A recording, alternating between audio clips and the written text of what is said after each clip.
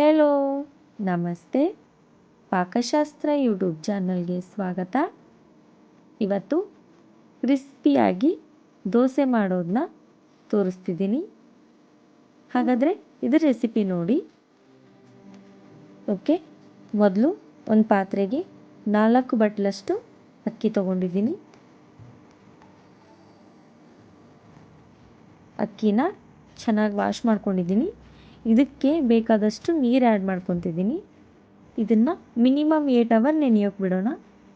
ಇವಾಗ ಮತ್ತೊಂದು ಪಾತ್ರೆಗೆ ಯಾವ ಕಪ್ಪಲ್ಲಿ ಅಕ್ಕಿನ ತೊಗೊಂಡಿದ್ವಲ್ಲ ಆ ಕಪ್ಪಲ್ಲಿ 1 ಕಪ್ಪಷ್ಟು ಉದ್ದಿನಬೇಳೆ ತೊಗೊತಿದ್ದೀನಿ.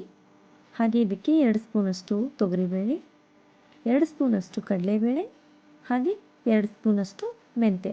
ಇದನ್ನೆಲ್ಲ ಚೆನ್ನಾಗಿ ವಾಶ್ ಮಾಡ್ಕೊಳ್ಳಿ. ಇದಕ್ಕೆ ಬೇಕಾದಷ್ಟು ನೀರು ಆ್ಯಡ್ ಮಾಡಿಬಿಟ್ಟು ಇದನ್ನು ಅಷ್ಟೇ 8 ಅವರ್ ನೆನೆಯೋಕೆ ಬಿಡೋಣ.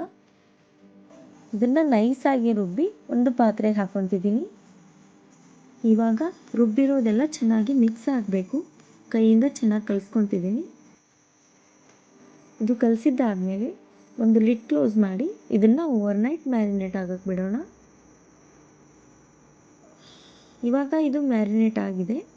ಆಲ್ಮೋಸ್ಟ್ ಹಿಟ್ಟು ಡಬಲ್ ಆಗಿ ಉಬ್ಬಿದೆ ನೋಡಿ, ಫುಲ್ ಸ್ಪಾಂಜಿಯಾಗಿ ಬಂದಿದೆ. ಇದನ್ನು ಮಿಕ್ಸ್ ಮಾಡ್ಕೊತಿದ್ದೀನಿ.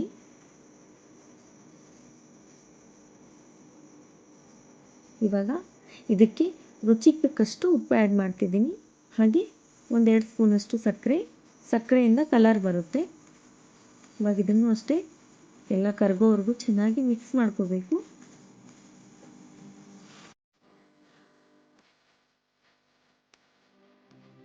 ಇವಾಗ ಒಂದು ತವ ಇಟ್ಕೊಂಡಿದ್ದೀನಿ. ಅದು ಬಿಸಿ ಆದಮೇಲೆ ಅದಕ್ಕೆ ದೋಸೆ ಹಾಕ್ತಿದ್ದೀನಿ. ಇದನ್ನು ಸ್ಲೋ ಆಗಿ ಸ್ಪ್ರೆಡ್ ಮಾಡ್ಕೋಬೇಕು.